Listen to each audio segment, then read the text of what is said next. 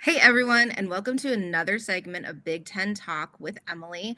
I'm here tonight with Ducks fan and the host of an Oregon Ducks podcast called Sports Chat 503, Ryan Winter. How are you doing tonight, Ryan? Great. Emily, thanks so much for having me on.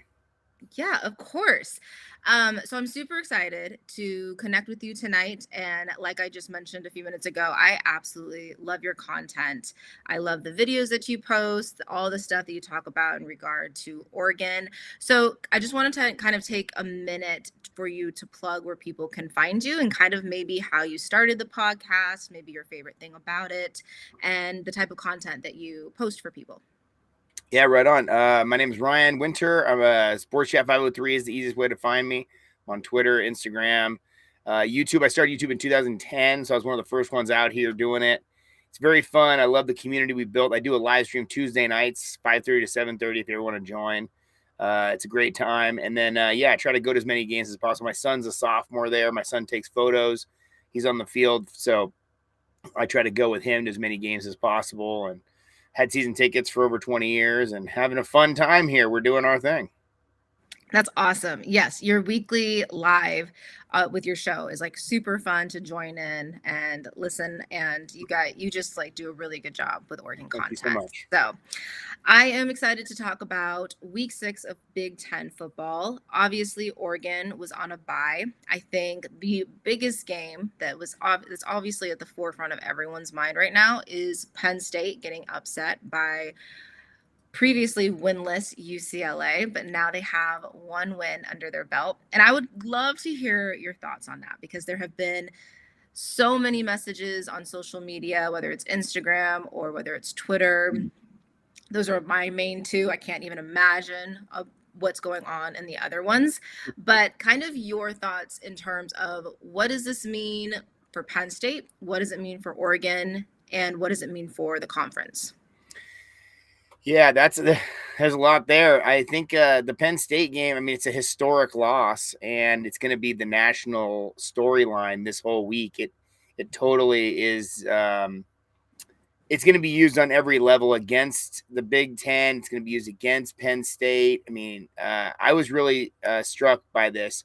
I went to the Penn State game with my son, and I had a great time out there. Had a really, really nice time meeting a lot of different people. Penn State fans were great. And I really feel bad for them because they were really talking bad about their coach. They didn't like James Franklin. They were convinced that he couldn't win the big one. And, hearing guys like Paul Feinbaum say, he didn't win the big one on this one. He didn't have to because this is one of the little ones. It's too bad. You never want to face a team. I've coached for years. You never want to face a team when they're at their worst and they're completely down. And that's what UCLA found themselves into. They found themselves a really kind of a tough spot. They fired their coach, and there's good players on that team. They just had no real direction and didn't really have a good game plan, and that is all it takes. I mean, college football, the margin of victory is so narrow that the differences between these good teams and bad teams, and a lot of these fans who never competed at that level or know what the ins and outs of that. They might talk a lot of junk about this team's so much better than that team, and then they find themselves in it, And I know this as a coach for basketball for all the years I coached basketball. That we coached AAU basketball all year long, where these guys would walk in the gym, and the guys would look at the layup line and be like, "Oh, we got this team," and we'd just see them sitting in the stands.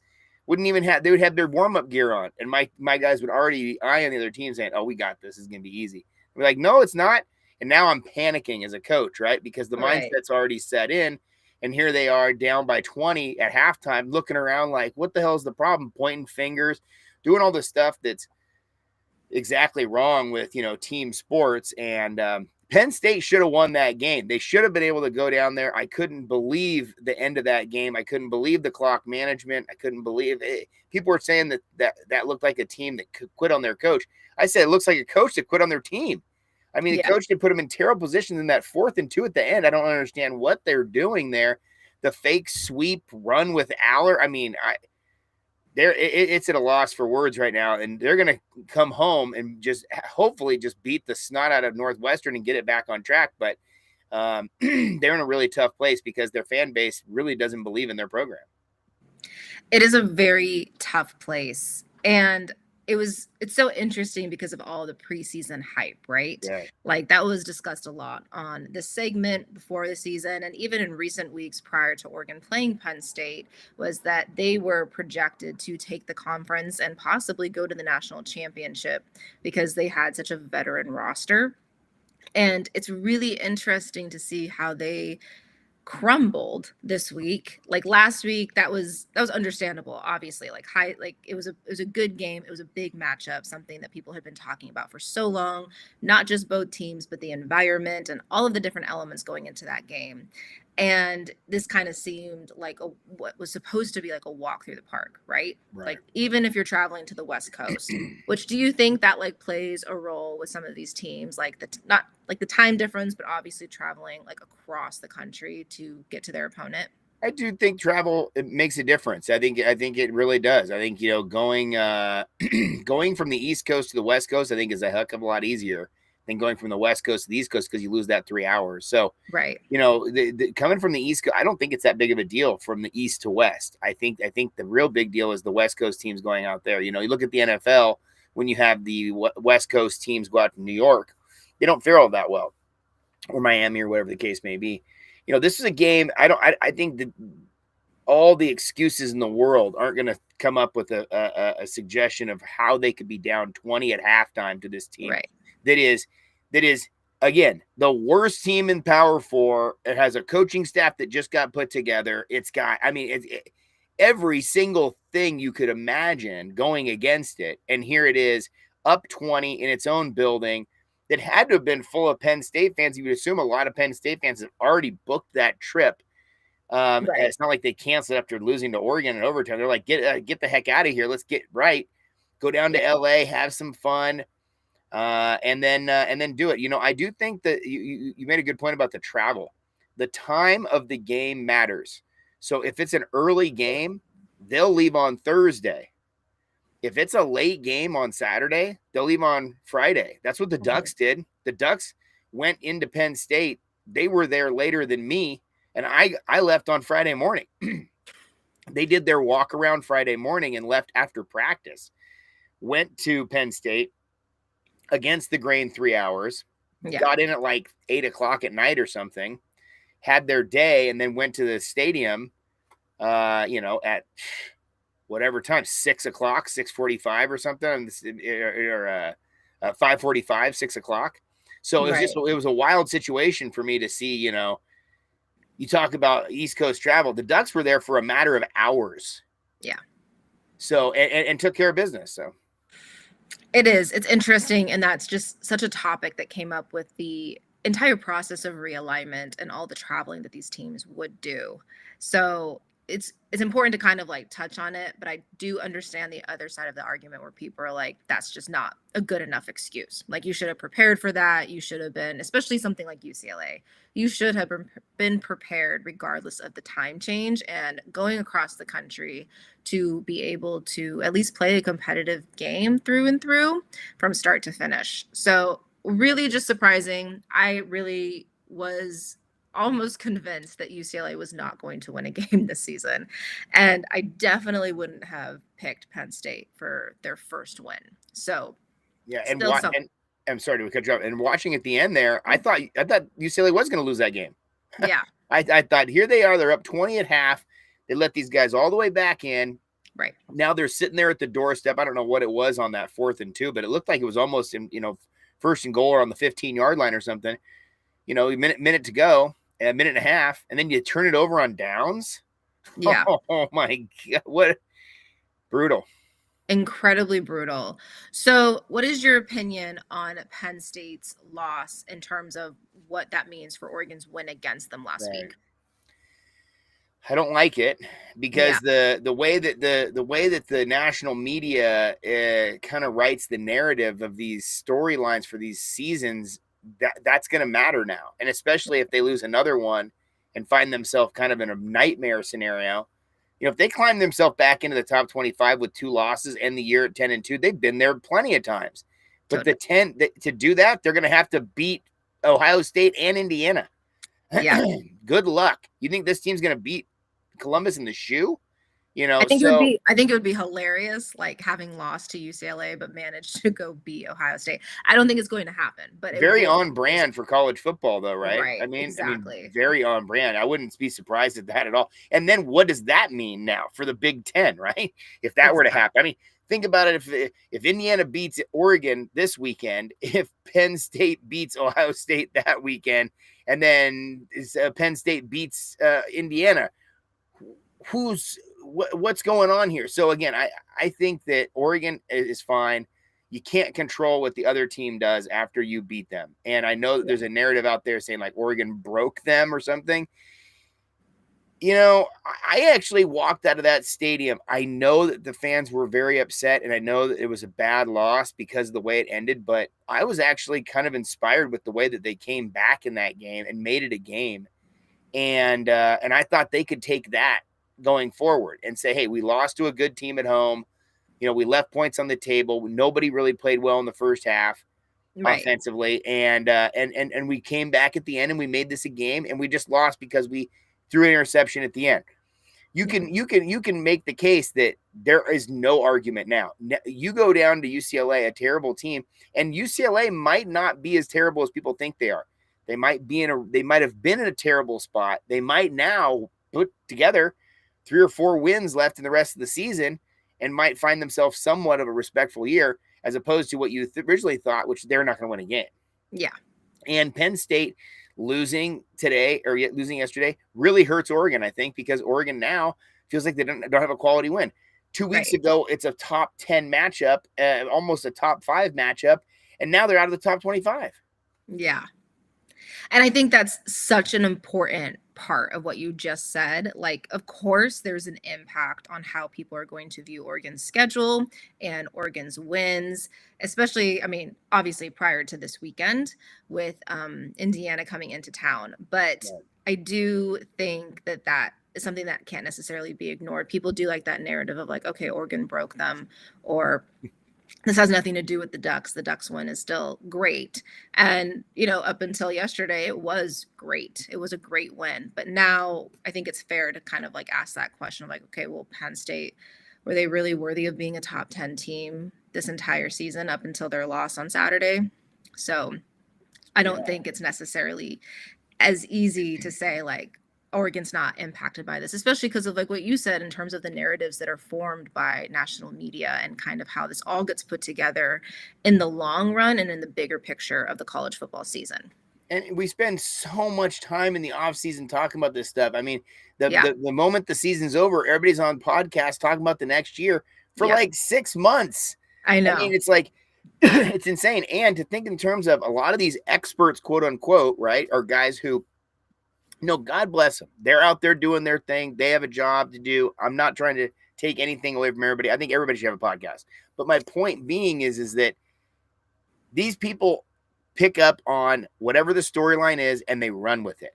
And Right. I'm from the 80s, listen to Public Enemy. Flavor Flav said, don't believe the hype. The idea that everybody starts the year thinking they can win it. Every single Mhm. coach tells every single team, this is our year, no matter how good they are. And the idea that you're looking at another team that puts their, just like Lou Holt said, they put their pants on one leg at a time, that's a thing for me has always been as a player and as a coach that I've never really gotten onto that side of the fandom or on that side of the media that is so Right. quick to write a team off or so quick to be so definitive in their picks. Oh, this is my guarantee for the national champion. Get out of here. There's guys who are getting paid, a full-blown salary, more than a lot of hardworking Americans, to just make stuff up in the offseason that never even comes true. They still keep their job, and people get mad at the weatherman, right? Right. The idea to me, Texas is underwhelming. Penn State is underwhelming, for sure. But at the same time, if you were objective at the beginning of the year, you saw flaws in both of their teams and in both of Yeah. their schemes. Right. Penn State, I said it all summer long. They can't throw the ball. And if Yeah. if you make them one-dimensional and make them throw the ball, Drew Aller is not that guy. He's not. People want him to be people thought that they could make him into that. He's not that guy. And I know a lot of Penn State fans right now are kind of talking about how Oregon fans felt when they had Herbert and Cristobal. They kind of feel the same way with Aller and Franklin. And I'm like, kind of, but Justin Herbert's a way better quarterback than Drew Aller. Right. And I think Cristobal's probably a better coach than James Franklin. So Right. it's like, it's crazy to me to even make that argument. I mean, it's wild to see the hype machine every single year build behind these teams that don't really have a chance. You know, it's wild to me to see number 1 and number 2 already out of the top 25 in week 7. I didn't I expect know. that. Yeah. But it is something that every single year people drink the Kool-Aid, and then they see everybody else drinking the same Kool-Aid, and they all run to the same thing. And Yeah. if you know anything about human nature, when you see everybody doing that, maybe you want to take a step back and go the other way. Yeah, absolutely. Yeah, Texas, there were definitely flaws in the scheme. So that's not horribly surprising. It's just wild to think, like you said, in week 7, both of these teams are out of the top 25, which that seems really early for this point of the season. Right. But yeah, preseason, it's like an oversaturation of hype and people kind of just like regurgitating the same thoughts and ideas over and over again until the majority start thinking that, yeah, Texas is going to win the national championship or Penn State will be there with them and win the national championship and so on. So, yeah, it's fascinating. And this is kind of what's so cool about college football is like Right. the disruption of it all. Right. I And mean, last year, ASU was picked last in their conference, and they won it.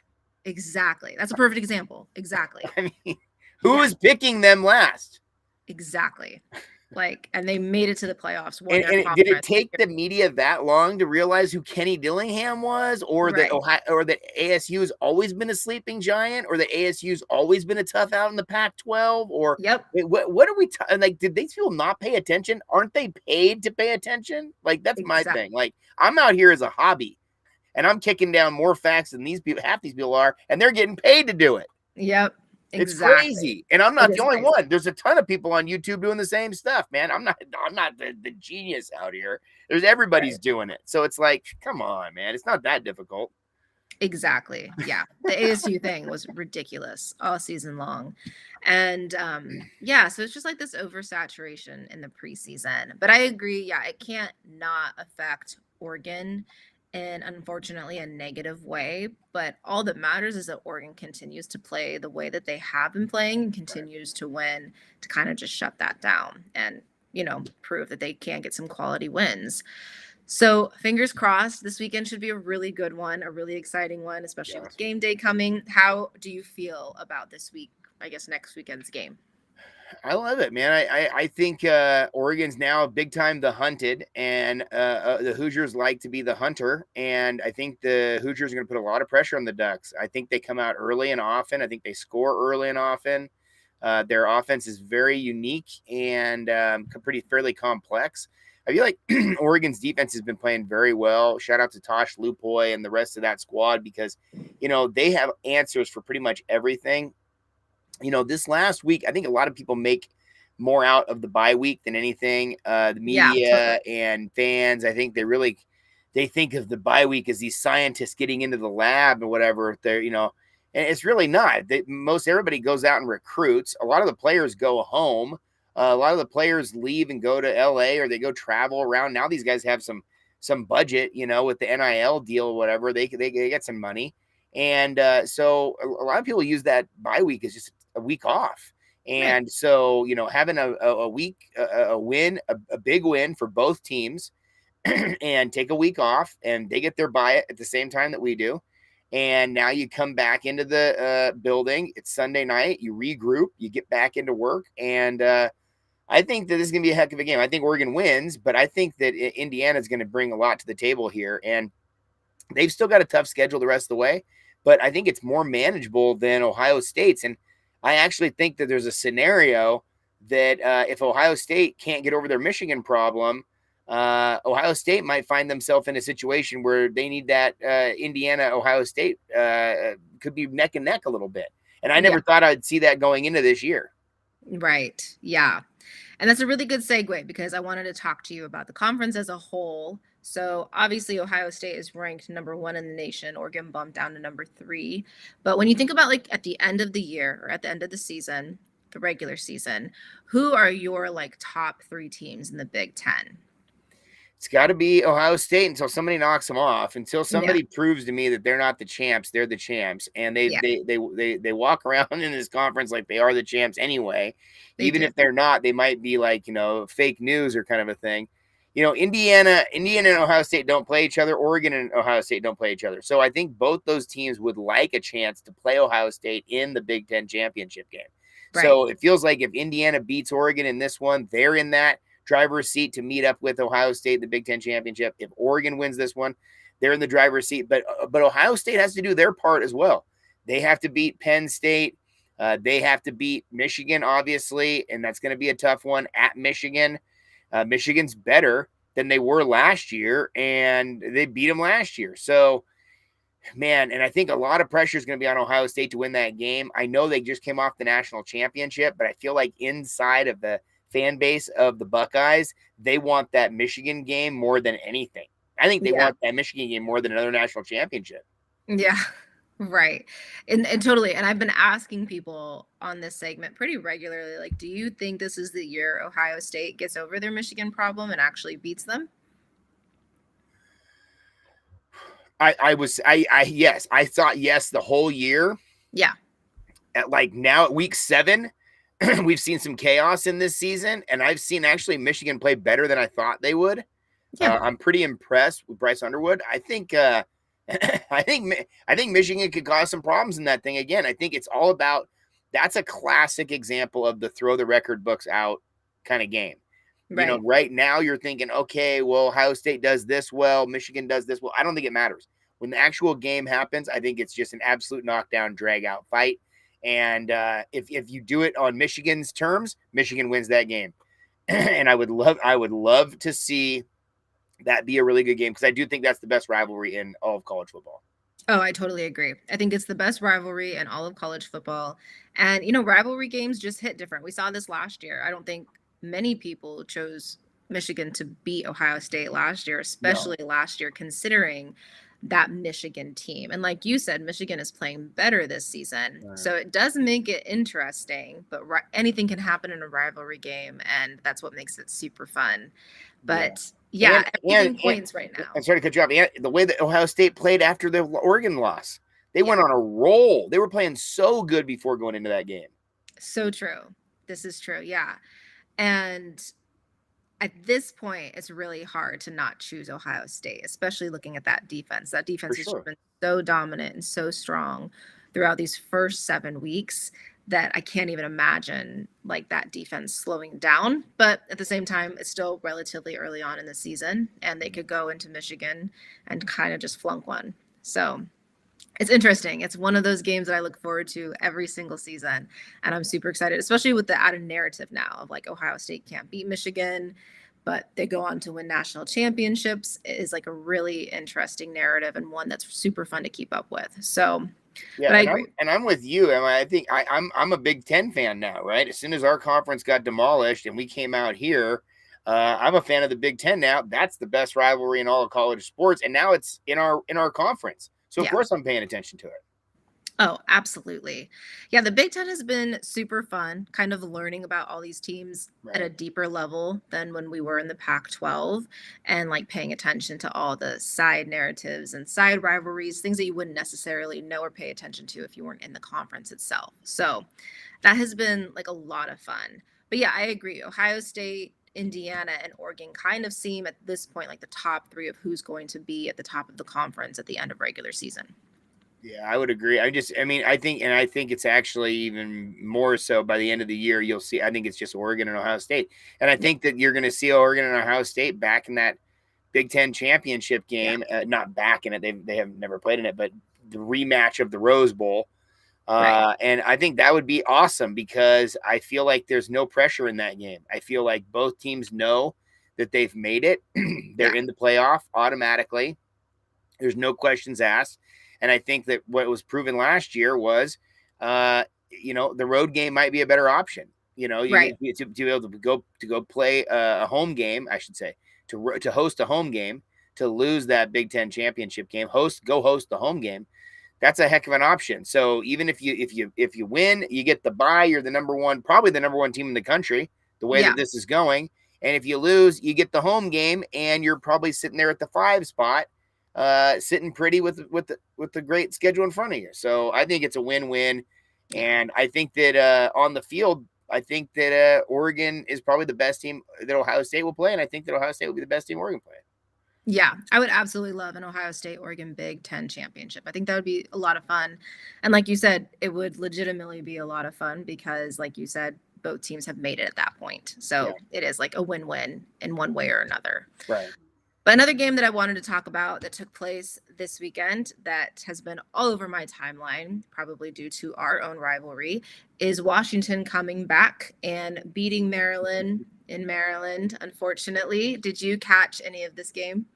Yeah, so I actually like Washington this year. You know, I know Washington's our rival, and we Yeah. want to we always want to lean in the rivalry. Now it feels like it's a little bit more hallmark created because we have to be rivals because we got our real rival taken from us in state. But I get it. I'm cool with it. Yeah. I tend to think the Huskies are kind of underrated. I think that Jed Fish is a pretty solid coach, man. Everywhere he's gone, he's done well. He had the freshman quarterback last year that he kind of mixed in over time. Every game, Damon Williams got playing time, and then at the end of the year, they threw him to the Wolves. And I feel like he gained a lot from that last year. And I feel like he's got a nice, calm collection going on there. And it was on display there because, I mean, they were way down and they're on the road. I mean, they came out to a terrible first half, didn't score in the first, they scored the field goal in the third quarter, but didn't score in the first half. And you got to give them credit. I mean, they came back and then they scored 21 points in the fourth quarter and win the thing. And yeah, I'm actually proud of them. You know, historically, as the fan of the Beeve rivalry that we had for all those years, I always wanted the Beeve game to be the most important game on the schedule. Mm-hmm. And I don't know if I still believe that with the Washington game, but I would like to see Washington do their part throughout the regular season to make that game mean something at the end of the year. So I was really impressed that they went on the road, won that game. That's 2-4-1 teams going out and doing that. So I think that's a good thing. Yeah, absolutely. And for the last year or so, these road games have been a struggle for Washington. Mm-hmm. So I know that was like a really big headline and kind of just a topic of discussion this previous week of if Washington could go on the road. And for a lot of the game, it didn't seem like they were going to be able to pull off the win. Right. But I know that their fans are really happy with that comeback win and everything that it kind of teaches them about the team and their resiliency and their ability to go on the road against a pretty fun Maryland team. I've caught bits of parts of their games this season. No, they're good. Offensively, they have done well and are super fun to watch. I think Malik Washington has showcased some of that in these previous games, especially even in this game before Washington came back. So yeah, I agree. I know that some people think it's important and it makes college football even better when the rivalry game means something. So kind of ensuring that both teams are doing their part until they meet each other and then kind of have a really good competitive game is something that some fans seek out and find important. Whereas last year, I think it was pretty much the consensus that Washington just wasn't at the strength they needed to be to make it a competitive game. Yeah, I totally agree. I mean, Washington can sit there right now and say, hey, our only loss is to Ohio State, in which they actually played them fairly tough in the first half. You know, Jed Fish said something to the effect that he thought that the Oregon game at Penn State and the Washington game with Ohio State at home were similar. And people flamed him for it. They're like, oh, yeah, great. I actually kind of agree with them. And I was saying that on my channel where I was like, hey, you got a great team coming in and, you know, you're deadlocked basically in the first half. Nobody really does much of anything in the first half. And, obviously in the second half they got beat, but it's not the same environment or anything else, but Husky Stadium is a great environment. And that's the biggest game they're having on their schedule until the Ducks come and play there. So, they were rocking. They were doing their thing in the first half. I don't think they thought they were going to win, but I did think that they, I think that was taken a little out of context there, when people kind of flamed him for that. Right. Right. And that was a really interesting game because I mean, I spoke to this a little bit last week in terms of like Ohio State didn't seem to be playing at full strength or like full dominance like we would expect them to, kind of like the Ohio State that we all kind of think. And Right. that could be, again, we could talk about the travel, we can talk about the environment of Husky Stadium. Obviously, the second half was much better in their favor and they pulled off the win, but it was a really interesting first half of that game. Yeah, I mean, it was like 7-3 at halftime, Yeah. and the Huskies feel like they have a shot at it. They leave a lot on the field. So no, I can see the similarity. The crazy thing about the Oregon game at the Penn State game was it was 3-3 at half. I mean, I Yeah. couldn't believe it was 3-3. If you were to put a bet on that in Vegas, that I mean, that's got to make a lot of money because no, Right. I don't think anybody had that on their poker board. Right. This is true. Absolutely. All of the other wins this week in the Big Ten. So Illinois defeated Purdue 43-27. Not surprising, Illinois is ranked 17. I caught a little bit of that game in the first half, and it kind of seemed like it was way closer for at least a few minutes or at least a little bit. But obviously, Illinois ended up dominating them and coming through with the win. And then Michigan, the Michigan Wisconsin game was actually pretty fun. That It was a pretty was. good one. Michigan won 24-10. Wisconsin's kind of another one of those teams that's just having a really rough season, but many projected that and kind of predicted that to be the case because one, they have an incredibly difficult schedule and just simply not enough skill players to kind of compete with that schedule. But they've obviously been through it these first 7 weeks of the season, which is Yeah. unfortunate. Did you go to the Wisconsin game last year? No, I wish I would Okay. have. The Wisconsin, I just think it's a mismatch. I think Fickle is a good coach, but I just don't think that his system fits there. I think you need to get somebody in there who wants to go back to the way it should be there, which is big offensive line, lean on the running game. They tried to go in there and go air raid at Yeah. Wisconsin. I don't think that it's a good fit there, and it's going to take him a little while to rebuild. But Fickle won everywhere he's been except for Wisconsin. I think it's just a culture tradition mismatch there in my mind. I Yeah. think Wisconsin can always be a good team. I don't know if they're ever going to be like the elite and great, but I think they can always be a really good team just by doing what they do well, which is big offensive linemen, some of the biggest offensive linemen in the country Mhm. historically during Right. my adult life for sure, and leaning on that offensive line and running the ball. Yeah. Absolutely. It does seem like a mismatch. And they can definitely get back to a point of playing good football, but it kind of seems, I mean, the Wisconsin fans I know right now, it feels very hopeless, but hopefully that's Oh not yeah. necessarily for the No, long run. there's no hope there. I think he'll probably get fired at the end of this year, and they'll be looking for a new coach. And Start the again, I process don't all know. over Yeah, again. maybe it's James Franklin that's available. Yeah, this is true. He wants to run the And ball. yep. And then Northwestern also won this weekend. So it's kind of wild that both UCLA and Northwestern won. Usually it's one or the other or neither. They beat Louisiana Monroe. So I'm not saying it's like They super needed that one. They get to here, fill but yeah. their stadium up on the lake. That stadium is really wild. I went to that game as well. Okay. I've never seen scaffolding like that. I was in the end zone. There was scaffolding 50 rows high. It was absolutely absurd.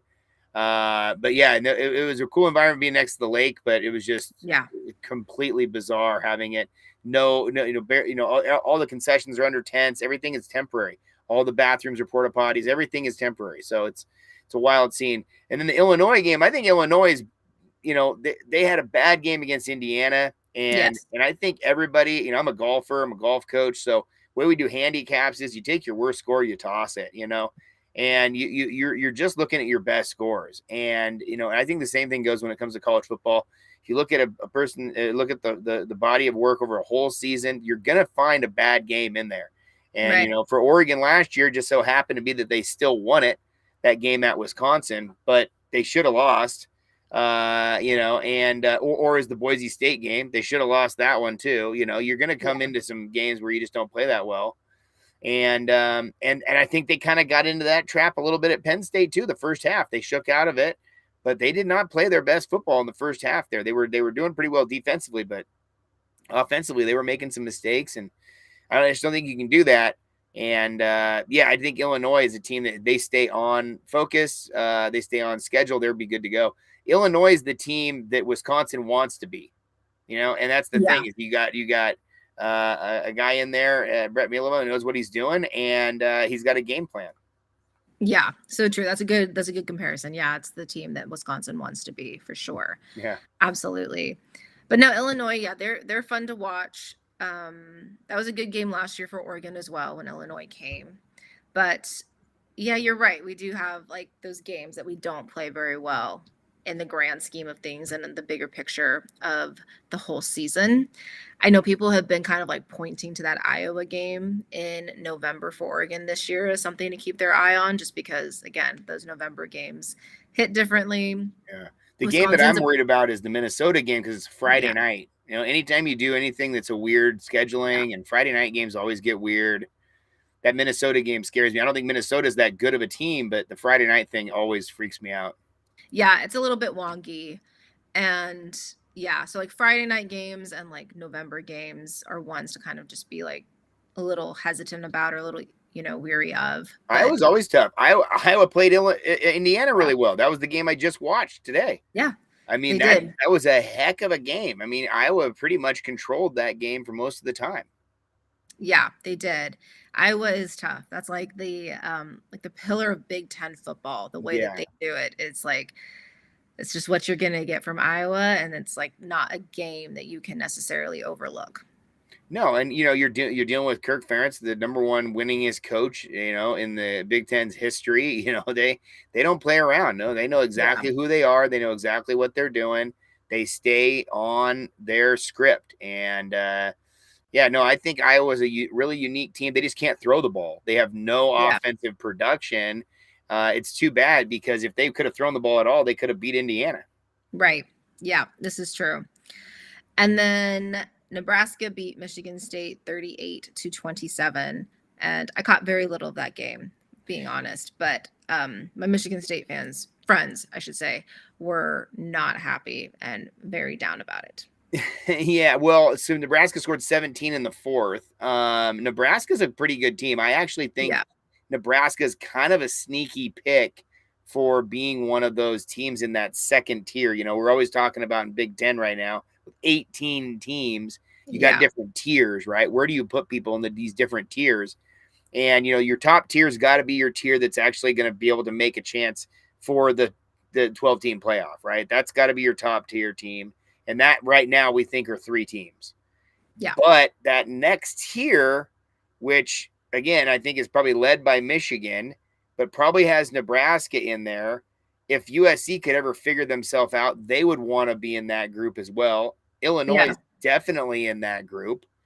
And so again, I think you're talking about a variety of different teams that might kind of find their way in there. And there's probably a tier right underneath them that's the next team that make a big jump. And that's probably your Washington group or your Maryland group or something like that. And then there's the group that's underneath them that's just over time, they're going to lose to everybody, which is Yeah. probably your Penn or your Purdue. I got Penn State on the brain. Purdue, Wisconsin this Right. year, and Northwestern. Those teams are just, there's no real hope for them. Where's Michigan State in all that? Right? Where does Michigan State find themselves? They should be better than they are. But I feel like that they're constantly losing games and finding themselves lower and lower and lower on those rankings, which, yeah, if you're a Michigan State fan, you're furious about that. You should be much more competitive than you are right now. Yeah. You've got a good coach. You have a coach who has a track record of being good. He brought over his quarterback. You've got the system in place. You've had transfers come in there. Yeah. They have NIL budget. It's not like they're the worst situation in the Big Ten, but they find themselves way closer to the bottom. They do. It is interesting, actually, when you put it like that, because I remember a few weeks ago when they played USC, at least in the first half, they played USC relatively well. I mean, USC has, like, their offense has been on point so far against their opponents this season. And so I think that kind of just really outskilled Michigan State at that point. But I feel like they're in situations often where I'm like, they should win, or based on what I'm watching them do, it feels like they should win the game. But they find themselves coming up short in games like this one against Nebraska and so on. So it has to be frustrating because, like you said, they do have a good coach who brought over their quarterback. And you would think at this point they would be able to flow and there should be more cohesion amongst all of them to kind of pull off some of these wins. Yeah, I mean, right now they're sitting at 3-2. I got their schedule right in front of me here. They've got UCLA next, who again, what a time to play UCLA, right? I mean, they're Right. coming off the biggest win in their program's history at this point. Right. Snapshot. You got to play at Indiana. That's rough. You got to play Michigan at home. You got Minnesota on the road. You got Penn State at home. You got Iowa on the road, and you got Maryland at the end of the year at home. Where are the wins? If you're Right. That's Michigan tough. State, where are the wins in here? I mean, maybe it's Minnesota, maybe Right. it's Iowa. They play Iowa pretty tough usually. Michigan State does. But dude, Yeah. where are the wins? You better get one this week against UCLA, because other than that, you're not playing Purdue, you're not playing Northwestern. Yeah. And at the end of the year, I think Maryland's going to continue to get better. The young quarterback's not a freshman anymore, so I think they're in trouble. And I don't know what they do, because I don't know where they go from here. I don't know. If you fire Jonathan Smith after what, he's 3 years now, right? 3 years of mediocrity. I don't know where you go with it, because I don't Yeah. know who's coming in here to make this thing that much better. Yeah, that's a good point for sure. It's a tough position to be in, and hopefully they can pull off a couple more wins, or at least a couple more wins this season. But those are some tough opponents that they have left on their schedule. Yeah, it's rough. And Yeah. I want them to win. We have a former Duck over there, Benjamin Roberts. I want them to win. I'm buddies with him. I want them to be successful. I just they're up against it. Their schedule is rough, and they just don't have any answers defensively. Yeah, it is rough. And then the last game that we haven't talked about was Ohio State and Minnesota. So you've mentioned Minnesota a couple of times in the last few minutes, so this is a good segue to that. But Ohio State won 42-3.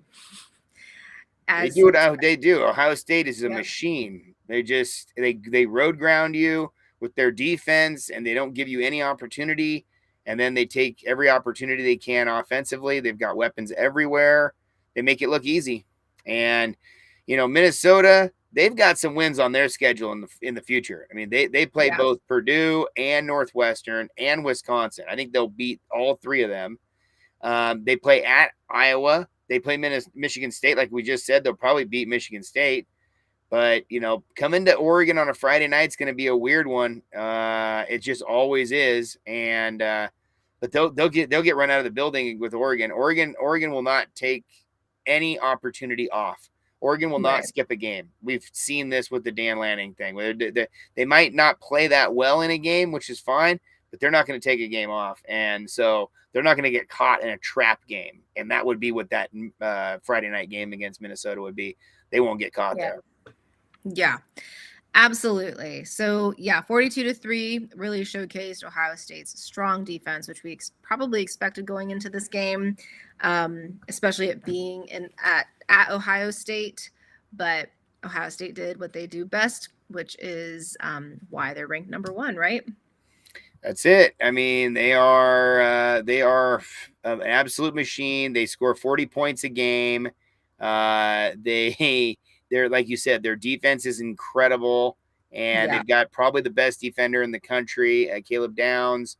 They are just an absolute machine, and it doesn't matter who is on the field for them. Again, year after year after year after year, they've done this. And besides that one game against Michigan last year, they've pretty much taken care of business in every single game. And even the Oregon game, you can say, well, it's a fluke sort of deal. If he slides a second earlier, they probably kick the field goal and win it.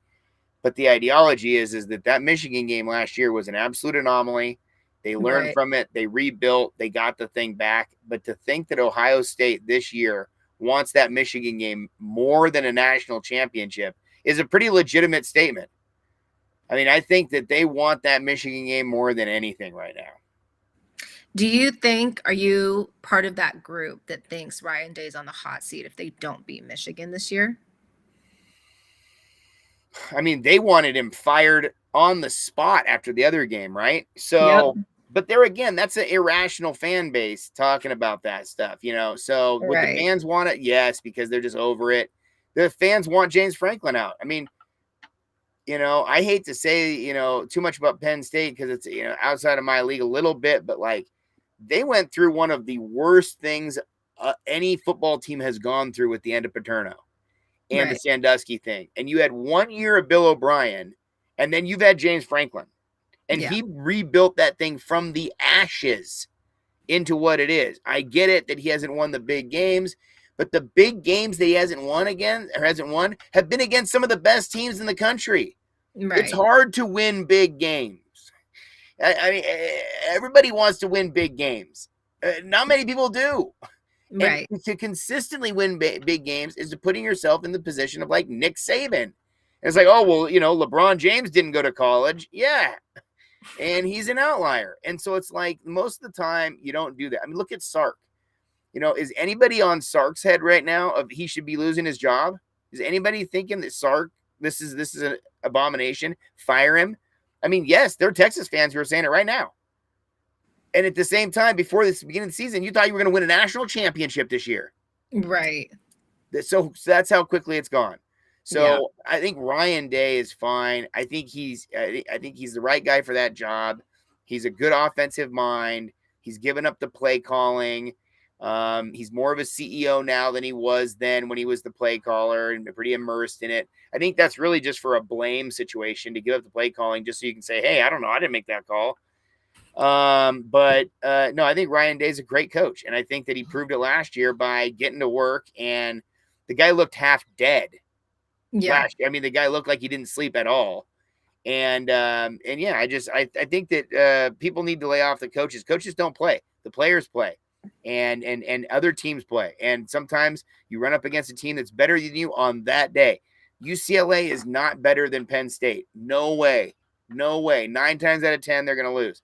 But that Right. one game they did. And that's why we're still talking about it. And we'll be talking about it all year because those kind of things just don't happen. I mean, I think I heard a stat saying that the last time that a 0-4 team beat a top 10 team was like 1985 or something.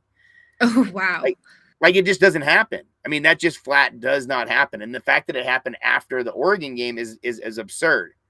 And the Yeah. only thing I can kind of compare it to is when Michigan lost to Appalachian State. Yeah. Because when Michigan lost to App State the week after it, Oregon completely put the nail in the coffin. That Michigan team actually ended up rebounding fairly well at the very end of that year. But that's the kind of thing that you can't compare a 2-week stretch like this. I mean, the fact that Ohio State is never in this situation proves how good they are. They're never in that situation. They might lose 2 games in a season, and that same season, they also won the national championship game. Right. Oh, exactly. So great. true. Way to rebound. Yep. So true. I Exactly. mean, so you got to give them credit. I mean, that's a good team doing what good teams do, which is beat everybody on their schedule. They might lose a game or two here, but that can be explained. But this Penn State situation, I don't think it can be explained. And if they go and have trouble next week against Northwestern, oh Lord. Oh. Yeah, I can't even imagine how that fan base might implode at that point. Oh no, it's going to be ugly. And Northwestern actually is a good enough team to make that happen. Northwestern isn't that bad. Northwestern was able to run the ball against Oregon a little bit. Northwestern was able to get some first downs against Oregon.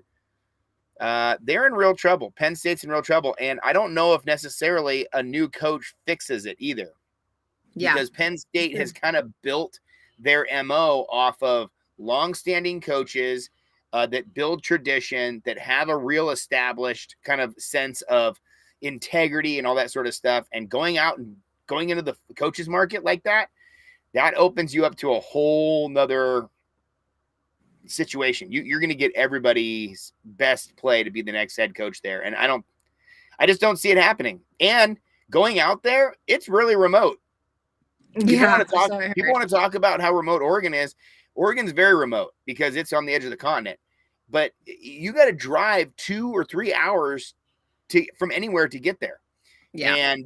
And there's nothing in the middle between those 2 or 3 hours. So comparatively on the East Coast, where you can get from like city to city within like 20, 30, 40, half hour, 2 hours is a long time on the East Coast, and to drive through absolutely nothing to get there, it's saying something. So they have to do something with their airport. They have to drive out to Harrisburg to fly out because the Yeah. size of the plane can't be handled by the airport. So there's just little stuff where in the new world, in the NIL and everything else that's out there, I don't know if Penn State can compete the way they used to be able to compete. They used to be able to compete on a completely different level with those homegrown talent, that belt, rust belt type of era players who didn't leave their state. Now they're recruiting nationally. They're trying to get guys from Florida to come up there. Mm-hmm. I just don't know if the future is that bright for them. They have a great fan base. They have a great alumni. They're a great school. They're a big school. They've got a lot of tradition, a lot of history. I just don't know if their future. I just don't know if their future is all that bright. Yeah. No, very well said. And those are a lot of good points in terms of like the modern era of college football, things that have to be thought about at this point of what the general landscape is. But we have someone in the comments left a question, not Big Ten related, but still a fun one. Is Miami for real, or have they not played anyone yet? What are your thoughts? I would say the latter. I would say they haven't really played anybody yet. The teams that they've played, they've won, and I'm fine by that. That's all good with me. Yeah. Miami's a team that I feel like will get tested when they get to the playoff. I don't know how good Notre Dame is this year. They especially early in the season don't look great. Yeah. UCF, that win I think was a big win. They made a big deal about it then. I don't know what that win really says.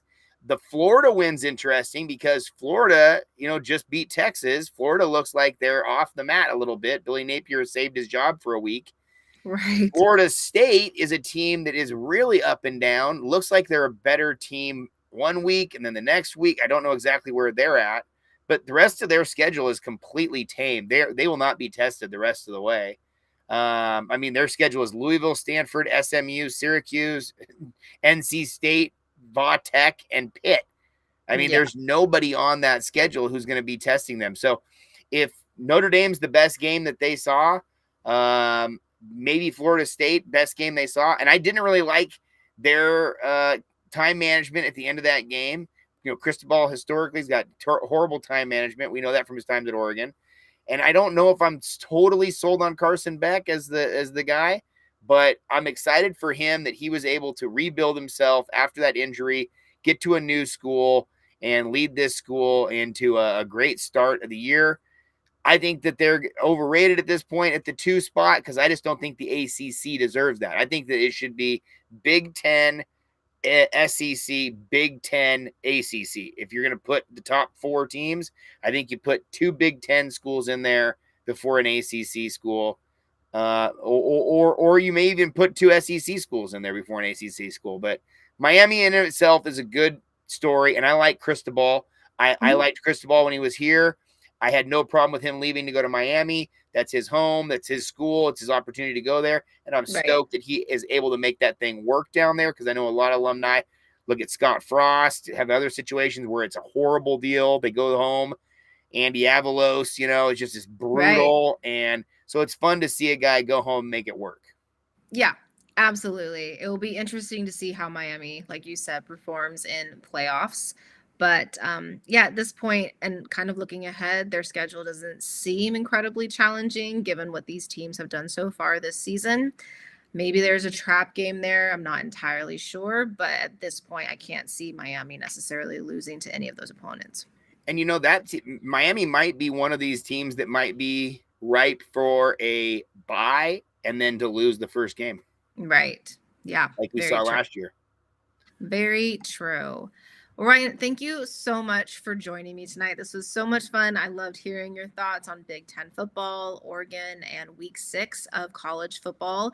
Can you tell us where we can find you, not just the pod, but maybe find you on social media? Oh, yeah. I'm on Twitter or Instagram. I try to do the Twitter kind of more aligned with the YouTube channel or sports topics or whatever. Yeah. And then my Instagram is pretty much just myself, my own life or what I'm doing. I don't really post any of my videos on Instagram or I don't even know. I don't really promote my channel that much at all. I just kind of just put it up there and let it do its thing. So I really appreciate you having me on. It was fun to chat. I love to chat anytime I have an opportunity, especially talk about the Ducks, talk about college football, two of my favorite topics. Love it. Well, this was great. Thank you so much. And yeah, we'll have to connect later down the line, maybe later this season once things really get interesting. I'd love to, man. Anytime you want to jump on my channel too, you're always welcome. Awesome. Thanks so much, Ryan. Have a good night. All right.